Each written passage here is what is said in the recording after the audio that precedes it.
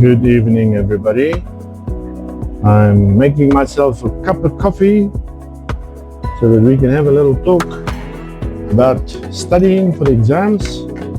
And we are going to be busy talking about how to get your teenager to cooperate.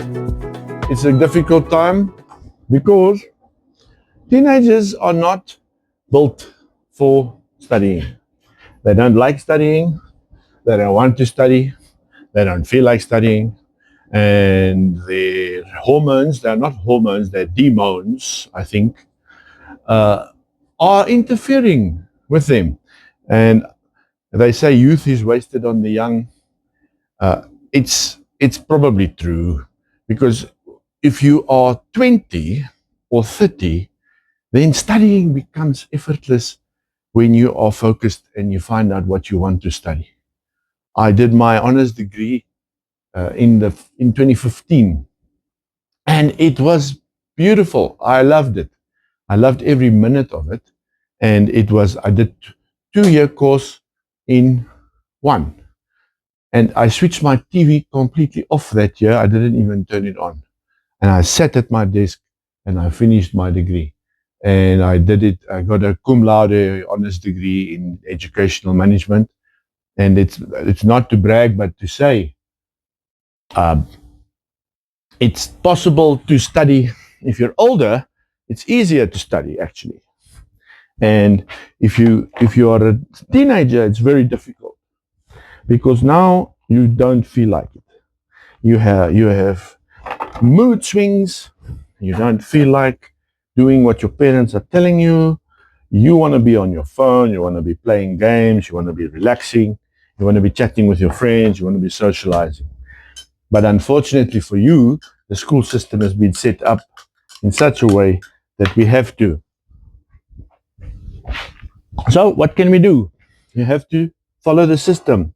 And there's been research all over the world where people have found out, isn't it better if we let kids study less? Isn't it better if we let the kids do fewer subjects? And I know people hate it when we use the Finland or the Denmark examples, but it's actually true. Those schools do better.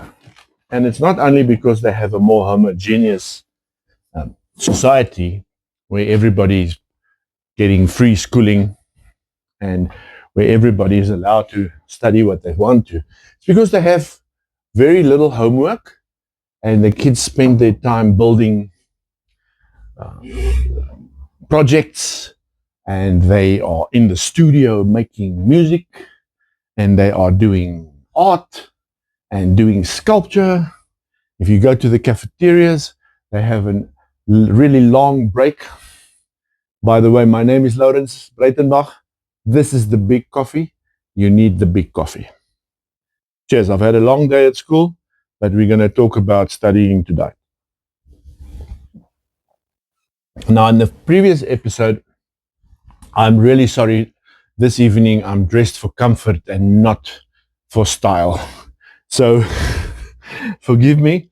But last episode 1, when we talked about my project, I was getting started about parents not listening, and parents not communicating, and teachers not communicating.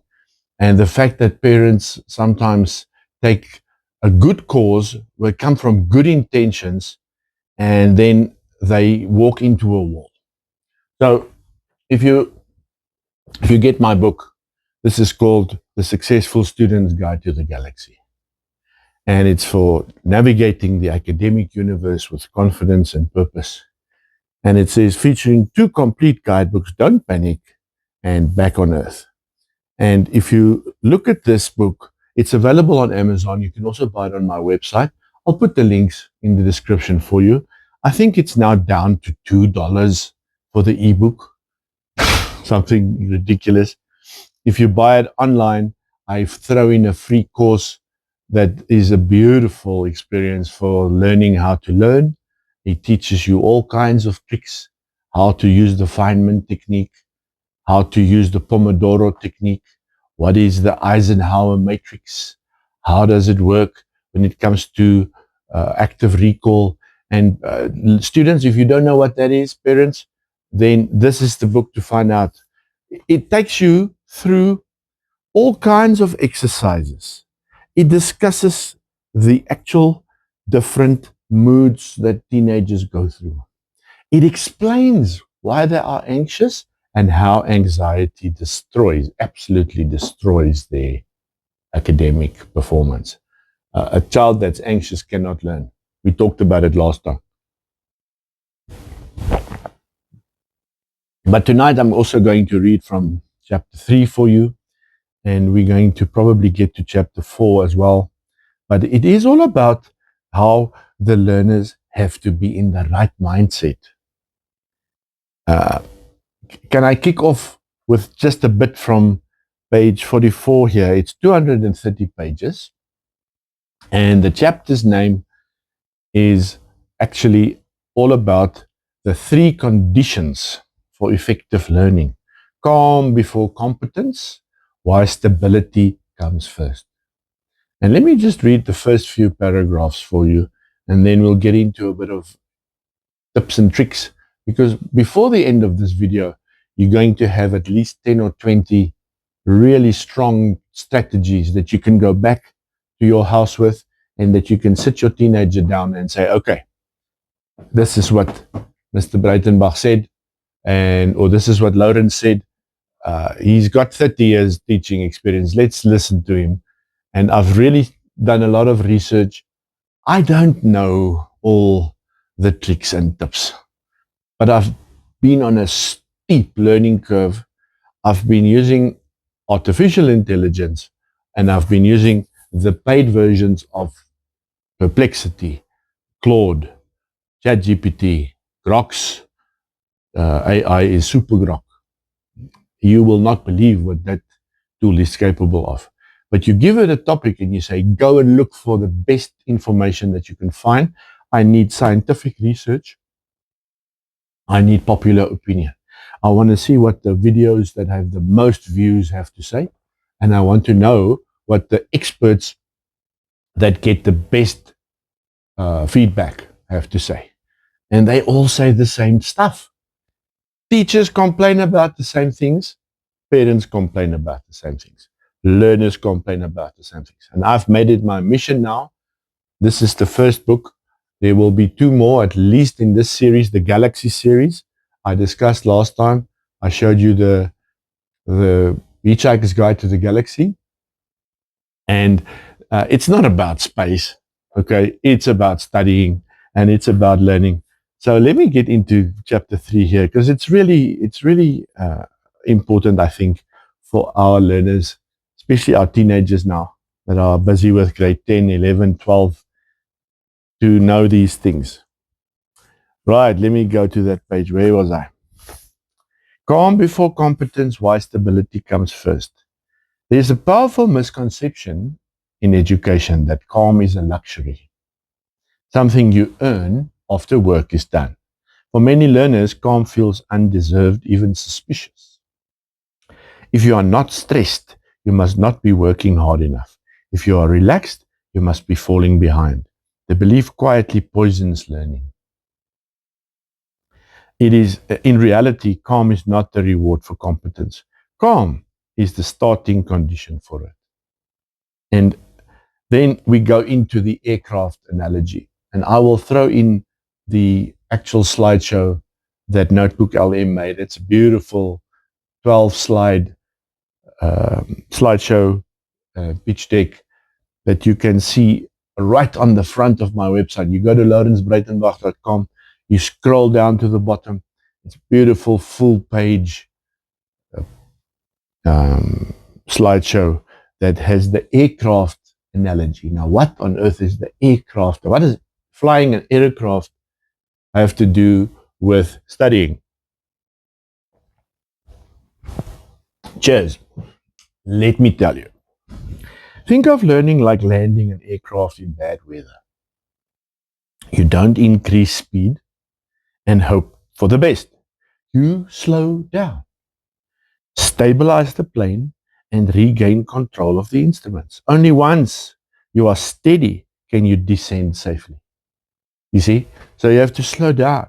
You have to relax. You have to focus. You say, okay, we're going to get this down. We're going to land. If you go into a panic and you start screaming, we're going to crash, then what? It's over. A pilot has to be hyper calm when it is in an emergency situation. Okay, let me continue. When a learner is calm, the brain regains access to its planning and memory systems. Attention becomes available again. Ideas can be organized. Mistakes feel informative rather than threatening. Calm creates the mental space in which competence can actually grow. I'll repeat that. Calm creates the mental space. You see, space. You see? The mental space in which competence can actually grow. So you become more competent when you relax. And I just thought of it now. Let's think of someone doing research. Are they in a frenzy when they're busy with those test tubes? Are they freaking out? No. Dead quiet in the lab, working, pouring the chemicals into one another and making sure everything is working. This does not mean eliminating all discomfort. That's a big one, parents, teachers, learners. Discomfort is not punishment. I'm writing a new book called The Dark Matter Halo. It's my personal proprietary framework, and you will hear lots of it. It is not about darkness or evil. It's about the fact that the middle of our galaxy has dark matter. 73% of our whole Milky Way galaxy is made up of something we do not understand. It's called dark matter. And the dark matter halo is the center. It's the black sun or the black hole that is sitting in the middle of that massive 100,000 light year wide galaxy. And it's got so much gravity, it keeps all the billions of suns that are in the galaxy together. Galaxy. So it's calm down there. It's calm and it is silent, and there is dark matter that you don't even know what it is. The gravity is so strong. There's a world of difference between healthy challenge and constant alarm. One stretches you, the other exhausts you. So being a human being, being on this planet means there's discomfort. We do not have comfort by default. Comfort is something that you earn. Comfort is something that is a luxury. Our teenagers and our new generation believe that comfort is their right. It is not. It is earned by hard work, by paying your bills, and by spending thousands of rands, hundreds of dollars every month on your utilities. Okay, the 90-second rule. Neuroscientist Dr. Joel Bolt Taylor discovered that an emotional response, the physiological storm of cortisol, adrenaline, and racing thoughts, lasts approximately 90 seconds in the body before it begins to subside. If you can wait out 90 seconds without feeding the panic story, I'm going to fail, I'm terrible, this is hopeless, I'm never going to pass, then the wave passes. So the teenagers need to sit through it with awareness. You have to relax. You say, okay, I feel a bit freaked out. I'm not lekker. I'm not feeling strong. Let me sit through it. 90 seconds later, the cortisol levels start evening out. Okay. Now, I'm not going to read the whole chapter, but let's dig a bit deeper. It says, from bracing for impact. Remember now, we're busy with the aeroplane or the airplane analogy. So you're not panicking as the pilot. From bracing for impact to landing safely. I once worked with a learner who described her evenings as bracing for impact. She would sit down to study already tense, convinced she was behind before she had even opened a book. Her first task every afternoon was not learning. It was surviving the feeling of being overwhelmed. If you sit and you come home and you open your books and you realize I've got 10 books that I'm never going to get through today, let me just give up before I even start. It's called eating the frog. That's a very important concept. Take your mathematics, the physics, that economics, that big topic in business studies, that really difficult life science concept. Sit and kill that thing first. Get it into your mind. And then you say, okay, now I'm into it. I'm going to start learning the last half an hour. I'm going to cruise through the business study basics. I'm going to repeat what I've learned in the last learning session. Right. No amount of study advice could ever help her until that emotional storm settled. What helped her was not a new technique, but a new order. Instead of asking, what must I study tonight? She learned to ask, what will help me feel steady enough to study? Sometimes that meant a short walk. Sometimes it meant closing her books earlier than she wanted. Sometimes it meant choosing one small task and finishing it properly instead of attacking 5 and completing none. Now, I'm guilty of that. If you look at my screen here in front of me, then you'll see I've got like 20 tabs open in my browser. I'm already overwhelmed by all the tasks I have to do. I want to do an email. I want to sort out my blog.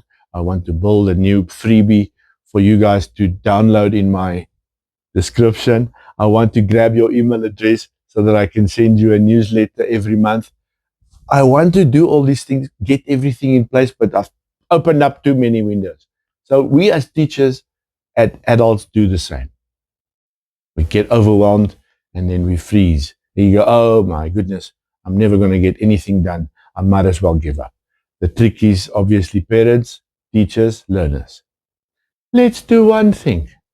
I'm going to close some of those windows. I'm going to close some of those tabs and say, okay, let me just write the damn email and let me just get the message out at least so that the video that I'm making is not for nothing. Okay, so let's continue. We are busy with the airplane or the airplane analogy. Sometimes that meant a short walk. Okay, we've covered that. Now it says here, within weeks, her marks improved. Not because she worked harder, but because she worked from a calmer place. I'm on page 40 now. The 3 conditions for effective learning. The first one is safety, then it's attention, and then it's working memory. So if you think of what that means, it says here, the brain needs to feel that mistakes are tolerable. The brain needs to feel that it's okay to not be okay. It's not the end of the world. Focus must be available and stable. Short-term processing must be clear. What panic does to it? Well, in terms of safety, every error is a threat. And if you look at the Maslow's triangle and Bloom's taxonomy, then if you don't feel safe, there's nothing happening. You don't even want to eat. I told my matric learners the other day, it's like people think that those triangles that those scientists created are just there for theory. But it's very, very accurate. If you're going on a date, let's talk about that for a minute. Teenagers, parents, you're going on a date. You're not going to get a kiss until there's been something to eat. You need to eat something. And you're not going to eat if the restaurant isn't a safe place. You lose your appetite. You will lose your appetite if there's a fight at the table next door. Depends on where you live, though. In the West Rand, that is sometimes normal. That was a joke. Right. So let's see. Let's get to the point. Dealing with guilt and sorting out this calm. Here we go. Calm is active, not passive. Many learners resist this idea because they fear that slowing down will cause them to fall behind further. Ironically, the opposite is usually true. When calm becomes part of the routine, study time becomes shorter but more focused. Memory improves, procrastination decreases. So if you take one thing from this video tonight, it is that if you calm down, then your procrastination becomes less of a problem. If you relax and you fix your eyes on one task to do, then your lack of enthusiasm is not a problem anymore. You say, okay, I've calmed myself down, I've relaxed. Let me look at what's going on here. And okay, now let me take the pen and let me start working. Now, dealing with guilt, this is also where guilt needs to be addressed honestly. Learners feel guilty for resting. They feel guilty for pausing or stopping. They equate rest with failure. Now, somebody explained it to me, I think it was about a week or two ago, when somebody said, when you do a marathon, or you do the Comrades Marathon, for example, one of the ultra marathons that's very famous here in South Africa, then sometimes they stop. You stop completely. You don't run for 12 hours. Okay, there are people that, that can do the whole thing and they finish it in 10, 11 hours, 9 hours. But for most of us, you have to take breaks. You cannot study for 3 hours nonstop. I think if there's one thing that I've made clear with my videos is that that is impossible. In reality, rest is one of the most productive actions a learner can take. Not because it replaces effort, but because it restores the brain's ability to use effort well. If you're tired, you cannot work. If you're exhausted, you cannot study. During sleep and genuine rest, the brain consolidates memories, clears metabolic waste, strengthens neural pathways, and prepares for the next round of learning. Skipping rest does not increase study time. It decreases the quality of every minute studied. Can I read that again? Skipping rest does not increase study time. If you rest properly, then your study time does not become a longer session. It becomes more efficient. So that's why, parents, we have to get the teenagers in bed an hour earlier if it's exam time. Instead of studying until 10 o'clock, let us stop studying at 9, turn the lights off, get into bed, and no phone. You go to sleep. You will be so glad that you did. You will feel so refreshed the next day. And then you nail that exam to the wall. You just ace it and bam, the results are there. Okay, I'm going to read a little bit more. The neuroscience behind the 90-second rule. Okay, we're talking about Dr. Taylor, né? Dr. Taylor, rather. Dr. Taylor made a discovery that changes how we understand panic. The physiological storm of an emotional response, in other words, the cortisol surge, the racing heart, the scattered thoughts, has biological half-life of approximately 90 seconds. We've said that now. Né?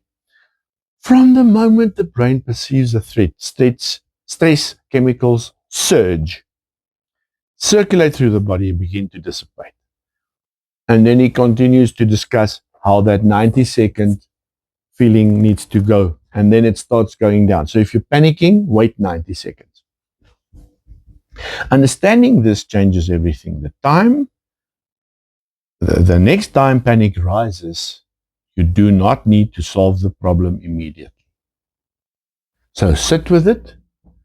Don't freak out. Don't say it's over. Don't pretend that it's the end of the world. It is not. We are just feeling a little bit of stress and a little bit of panic. You're going to get that surge of cortisol. Oh my goodness, what am I going to do? And then it starts going away.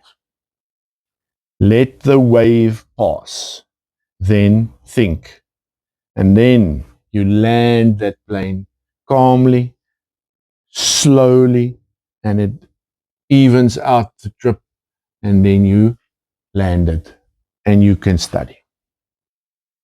Now, there's a few practical exercises. I'm not going to do those. I'll share some shorter versions of it in the description. Please download it, print it for your teenager. If you are a parent, please download the freebie after subscribing to my newsletter and clicking the like button. Okay, it says here, you do not need to earn the right to feel calm. I feel so sorry for our teenagers because it's all about extremes. I'm entitled to this. I'm supposed to have that. Please, guys, you are a young person. You're going to feel extreme emotions. You're going to go from confused to feeling happiness. The one minute you're in love, the next moment you're in tears. The one moment you are busy studying calmly and quietly, and the next moment your brain disconnects and you just go, okay, I just stopped thinking. It's normal. It happens to all of us. If you're a teenager, it's more pronounced. Right? Now, look, it says landing before learning. Let me sum up. Calm is not the reward for success. It is the prerequisite for learning. It is a prerequisite for learning. So you calm down first. Then you study. And then you relax. And before I forget, I don't know if it's in this chapter, but if it comes to phones, quick tip, it's called dopamine loading. What does that mean? Do you load up on sugar? No. You don't look at your phone for 3 hours, 4 hours, maybe 5 hours. In other words, you get home, you say, here's my phone. I'm going to put it on the kitchen table, face down. I'm going to go to my room. I'm going to start studying. Remember, you do 25 minutes, 5-minute break. Or if you're a bit older, 50 minutes maximum, 30 to 50, 10 minutes break, 15 minutes break. You know your breaks. You know what you want to do. You've got your rhythm. Some people study for an hour, then they take a 15-minute break. It depends on your concentration span. It's different for every person. But now, when you are loading up that dopamine, because you're not scrolling, you're not tick-tocking, tick-tocker, your dopamine levels are not depleted the whole time because you're constantly feeling that kick. Your dopamine has a time to load up. It becomes more over the 3, 4, 5-hour period. And then, let's say you put in a solid 4-hour session. Let's say, and experts disagree. I say, grade 10 learner, 16-year-old, 3 hours. Grade 11, 4 hours. Matric up to 5 hours. Grade 12. Depends on yourself. But then, when you're done, then you say, I have studied. Now I can go on my phone for an hour before I go to sleep. Now I can go and watch my favorite TV program. Now I can relax and I can just enjoy that dopamine. It's a gift from God to feel great. You enjoy the thrill of watching a really interesting YouTube video because you've been dopamine loading, and now at the end of the day, there's the reward. Okay, parents, let me finish. It says here, and this is very important. Effective learning requires three things. Panic destroys: safety, attention, and a working memory. Rest is not laziness. It is when the brain consolidates everything.